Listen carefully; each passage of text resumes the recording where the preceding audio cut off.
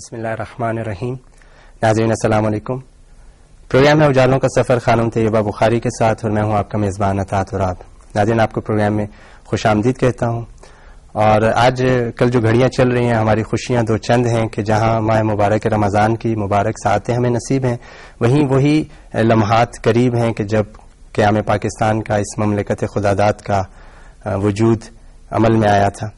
ناظرین اسی حوالے سے ایک بہت دردمند سی ایک نظم میں چاہتا ہوں کہ آپ کے ساتھ شیئر کروں. یہ میری پاک دھرتی ہے جہاں شب کے پجاری قتل کے فتوے اٹھائے دن دناتے نور کی آیات پڑھتے جگنوؤں کا خون کرتے ہیں. یہ میری پاک دھرتی ہے جہاں شب کے پجاری قتل کے فتوے اٹھائے دن دناتے نور کی آیات پڑھتے جگنوؤں کا خون کرتے ہیں.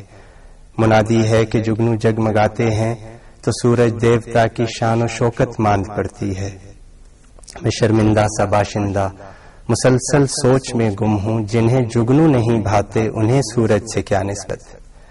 ناظرین نظم اگرچہ دردمند لمحوں کی تھی لیکن ہم بہت امیدوار ہیں کہ ہماری حکومتوں کی مثبت پالیسیوں کی وجہ سے ہماری سیکیورٹی فورسز کی انتھک جد و جہد اور قربانیوں کی بنا پر ہماری سول سوسائٹی ہماری آزاد عدلیہ اور ہماری عوام کی قربانیوں کی بنا پر انشاءاللہ عنقریب ہم وہ گھڑیاں بھی دیکھیں گے کہ جب ہمارا یہ خوبصورت چمن ہمارا دیس پھر سے امن و آشتی کا گہوارہ ہوگا اور یہاں ترقی اور خوشحالی کا دورہ ہوگا اور دنیا بھر سے سیاح اور لوگ اس پاک دھرتی کا حسن دیکھنے کے لیے یہاں آئیں گے اور جب وہ واپس جا رہے ہوں گے تو ان کے لبوں پر اس دھرتی کے باسیوں کی محبت مزاجی اور مہمان نوازی کے گن ہوں گے.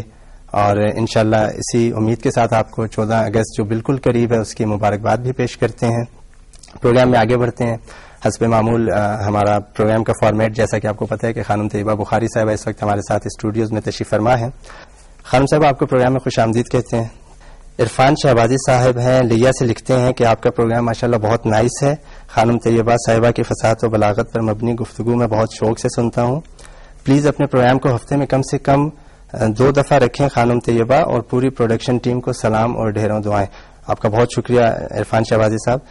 ایک بہت خاص ای میل ہے خانم صاحبہ اور ناظرین آپ کے لیے بھی ہم سب کے لیے دلچسپی کی حامل ہے. منیر اختر صاحب کی ہے UK سے لکھتے ہیں. انہوں نے اس ای میل کو عنوان دیا ہے نامہ عقیدت جو کہ بہت خوبصورت اردو اور ادب آداب پر مشتمل ایک روایتی تہذیبی جیسے ہماری زبان کا اور ہمارا اپنا مزاج ہے.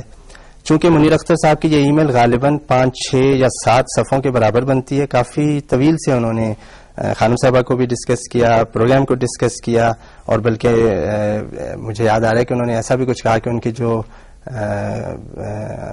وائف ہیں وہ خاص طور پر آپ کے لیے بہت کوئی خدمت انجام دینے کے حوالے سے انہوں نے کہا ہے کہ میں سب کچھ چھوڑ چھاڑ کے آپ کی خدمت انجام دے سکوں. آپ کی باتوں سے میں اتنی متاثر ہوتی ہوں.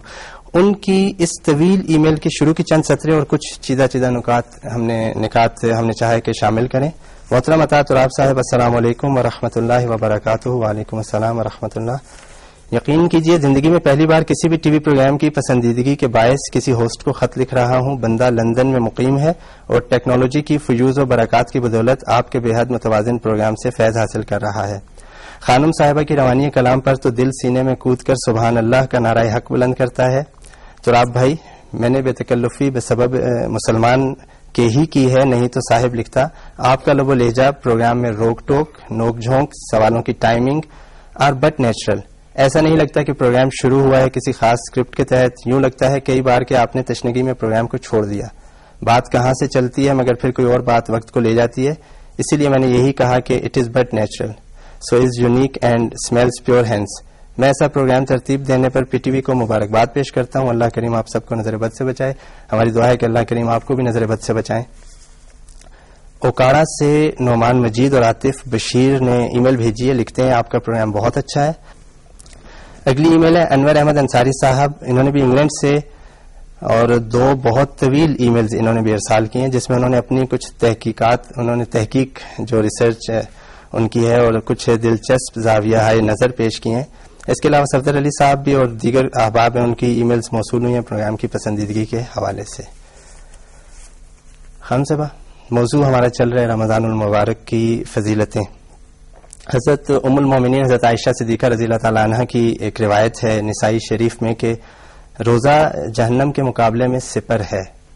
اس سے جہنم یا نار کا لفظ ہے، اسے ہم جہنم بھی ترجمہ کیا ہے، ادھر جہنم ہی تھا، نار آگ کو بھی کہتے ہیں. روزہ کیسے آگ کے مقابلے میں ڈھال بن سکتا ہے؟ بسم اللہ الرحمن الرحیم. جیسا کہ آتا ہم نے گزشتہ محفل میں بھی خطبہ شعبانیہ کے ذیل میں بھی گزارش کیا کہ روزے کا ایک فلسفہ ہے، روزے کی ایک حکمت ہے. جس طرح تمام اسلامی احکامات ایک حکمت کے ساتھ، ہم نے گزارش کیا کہ ہر عبادت کی ایک جداگانہ حکمت ہے اور ایک مشترک فلسفہ ہے، اسی طرح روزے کا بھی ایک فلسفہ ہے.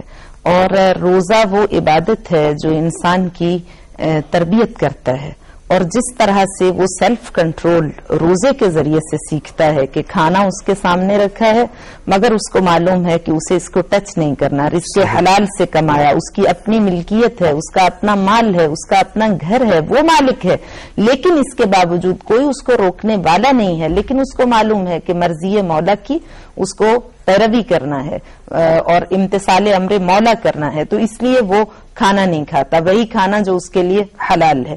تو یہ روزہ انسان کے اندر سیلف کنٹرول پیدا کرتا ہے، اس کے اندر ضبط نفس پیدا کرتا ہے، تحمل و برداشت پیدا کرتا ہے. تو اس لیے یہ جہنم کی آگ سے آزادی کا باعث بنتا ہے اور جہنم کی آگ سے سپر ہے، ڈھال ہے. چونکہ وہ تمام برے اعمال جو انسان کو جہنم میں لے جانے کا باعث بنتے ہیں، روزے کے ذریعے سے انسان کی وہ عادات چھوٹ جاتی ہیں، حتیٰ کہ وہ انسان جو ایک کرونک سنر بن چکا ہوتا ہے، جب وہ 1 مہینہ مسلسل پریکٹس کرتا ہے روزے کی تو رفتہ رفتہ اس کے اندر یہ قوت برداشت پیدا ہو جاتی ہے کہ وہ گناہ سے خود کو دور کر سکے، اور یہی چیز ہے جو جہنم کی آگ سے آزادی کا باعث قرار ہے. حرام اور مکروہ چیزیں تو درکنار، آپ مباح اور جائز چیزوں سے ان کا استعمال بھی روزے میں ضبط نفس کی بہترین تربیت کا یہ ایک مرحلہ ہے. اچھا، حضرت ابو ہریرہ رضی اللہ تعالیٰ عنہ سے بھی ایک روایت ابن ماجہ میں ملتی ہے کہ لکل شیء زکات و زکات الجسد صوم، ہر چیز کی ایک زکات ہے اور بدن کی زکات. ہم نے گزشتہ بحث میں بھی گزارش کیا تھا کہ چونکہ روزہ اضافی چربیوں کو پگھلا دیتا ہے، روزے کا کام صرف انسان کی اسپرچل ویل بینگ نہیں ہے، داخلی تعمیر نہیں ہے، بلکہ انسان کی بدنی اصلاح بھی ہے، اس کے جسم کی، اس کو بیماریوں سے بچانا، جو ڈیزیزز اس کے اندر پیدا ہو چکی ہیں ان کو ختم کرنا، جن کے پیدا ہونے کا امکان ہے ان کو روکنا، اس کے اندر قوت مدافعت پیدا کرنا، اس کے جسم کی اصلاح کرنا، اس کو زیادہ صحت عطا کرنا. تو اس لیے یہ زکات ہے بدن کی. اچھا خانم صاحبہ، پچھلے پروگرام میں خطبہ شعبانیہ کا آپ نے اسے شروع تو کر دیا تھا لیکن باتیں ادھر ادھر کی وہ رہ گئیں، وہ بھی ضروری تھے سوالات. آج ہم چاہتے ہیں کہ خطبہ شعبانیہ میں جو آپ فرما رہی تھیں ہمارے سوال کے جواب میں کہ استقبال ماہ رمضان پیغمبر گرامی صلی اللہ علیہ وآلہ وسلم کے زمانے میں کیسے تھا، کیسے پیغمبر گرامی اپنے